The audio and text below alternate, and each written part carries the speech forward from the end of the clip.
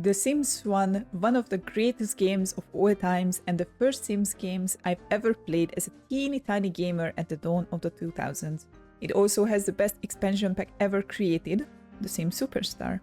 The other day I was watching Ambiguous Amphibian's amazing 𝓢𝓮𝓽𝓾𝓹 challenge and I thought, wow, this looks awful, let's make it even harder. So in this video I will show you our Sim, Gloria Fame, and her adventure from 𝓢𝓮𝓽𝓾𝓹 to Superstardom. She starts out with a glorious... See what never mind. Just prepare yourself for more awful glorious jokes. Empty plot and a whopping 𝓢𝓮𝓽𝓾𝓹 to her name, it's time for Gloria to be resourceful. Lucky for us, the Magic Man brought some presents in the form of a digital magic book and some potion brewing stuff, which we immediately tried out as well, because as you all know, famous people are all witches, so the first thing she tried was sell her soul for fame, but in the end ended up brewing a toadification spell, which is much less useful in the grand scheme of things. I originally did not want to sell the magic stuff as I thought that would be exploiting the kindness of the Magic Man, but after realizing that I can't go to work without having a phone to be able to call a cab, all my plans went to shambles. The magic stuff had to go. I tried to visit Magic Town in desperate efforts to make some money with my non-existent illusionist skills, but had to quickly realize that in Magic Town, everyone tries to rip you off instead of giving you money, and me being broke as a church mouse, I had to retreat to my empty plot. Gloria's first furniture was a hay bale and a phone, such a glorious sight. This enabled us to our first visit to Studio Town, where her road to fame began. We recklessly spent 25 simoleons on food on our first day, which didn't even fill her hunger bar completely. Using the public utilities to avoid peeing ourselves, she started to discover the possibilities that laid ahead of her, only to be turned down by the rude director. Our first visit was short and pretty unsuccessful altogether. The local strays started to befriend Gloria, maybe because she started to smell like a stray animal herself. Her pitiful existence started to take shape now. Every day she'd go to Studio Town to fill up her needs, only to still be in such a bad mood that she could make literally no money whatsoever. Then she went home, collapsed onto the ground, and started all over again. This went on for a ridiculous amount of time, until one day, the phone rang. My insurance company, that I didn't even know I had, called and announced the great news that they got me a settlement for 1250 simoleons. Oh, the sound of the 𝓢𝓮𝓽𝓾𝓹 was more beautiful than anything Gloria ever heard in her life. We quickly went for a new bed, a very fancy chair, which now in retrospect seems kind of a dumb purchase, and an easel so she can progress her skills and climb the career ladder. Life was a bit less miserable for her, but her suffering was far from over. She was always too miserable or too untalented to earn money, spent ridiculous amount on food, and failed at every attempt to socialize with her fellow superstars. Things weren't looking up for her. She had to sell the fancy chair to be able to buy a mirror and another, unnecessarily expensive bed. Bad financial decisions all around. Every time the phone rang, she woke up with hope and adrenaline in her veins, only for it to be a scammer or prank calls most of the time. After a while, we realized that to get to the soft side of celebrities in this game and make them befriend you, all you had to do was constantly kiss their butt and stroke their ego by claiming you are their biggest fan, or you are not worthy of their presence. Surprisingly, this earned the first few positive encounters for our heroine in her socializing endeavors. Her days were all the same. Wake up, big visit to the spa in Studio Town to get her hygiene and fun up, eat something, and go home because she was in too much of a bad mood to do anything. She couldn't gain skills because her constant bad mood, therefore she couldn't make any money.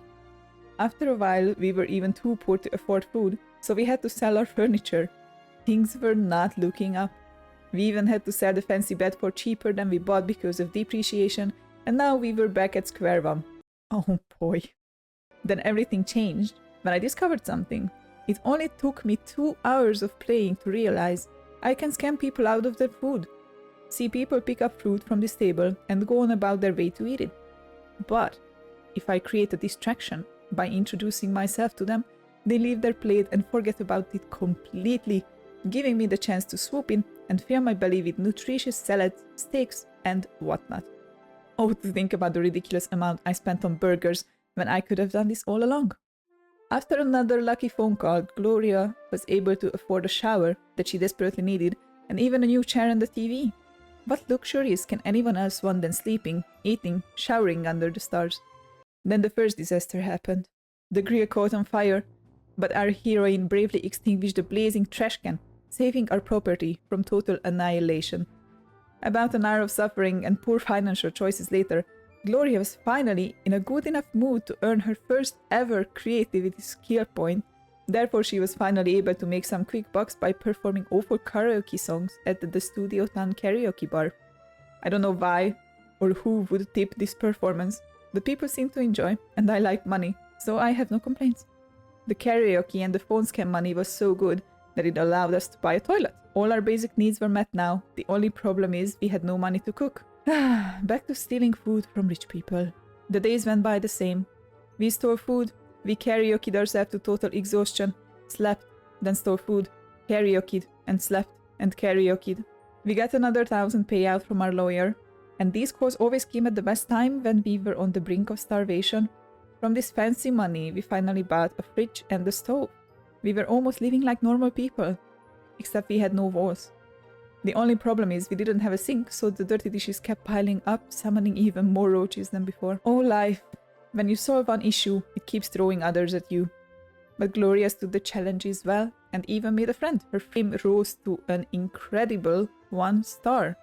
We left clowning around in karaoke bars and quickly went to the recording studio where she recorded commercial jingles.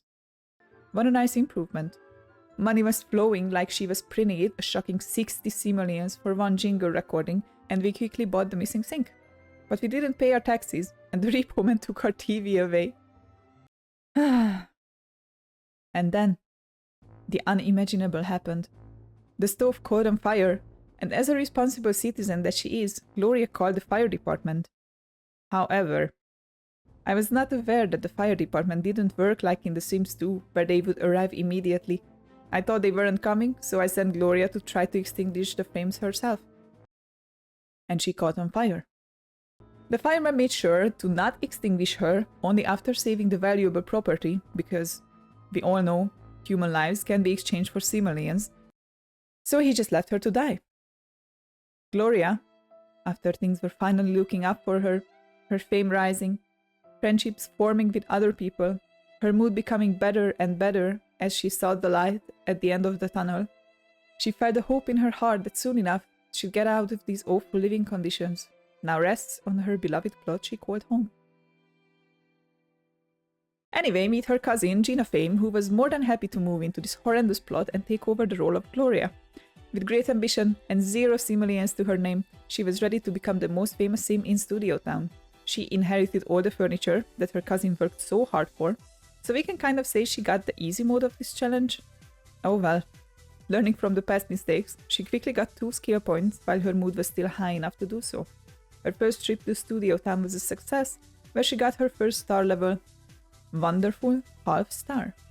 She dipped her toes into modeling, but without much success, she went back to making money by singing karaoke songs.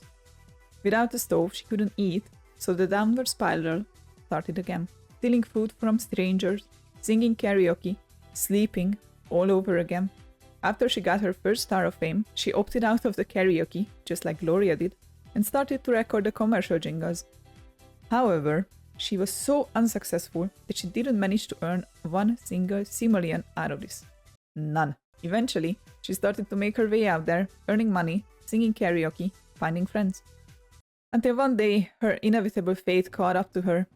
The stove caught on fire, and after Gloria's mistake, I didn't call the fire department. I sent her to extinguish the flames herself, causing her to burn into a crisp. I have came to the conclusion, this challenge is cursed, that all of my sims who reached 1 star fame were destined to die in a fire as a sacrifice to the demons that they sold their souls to.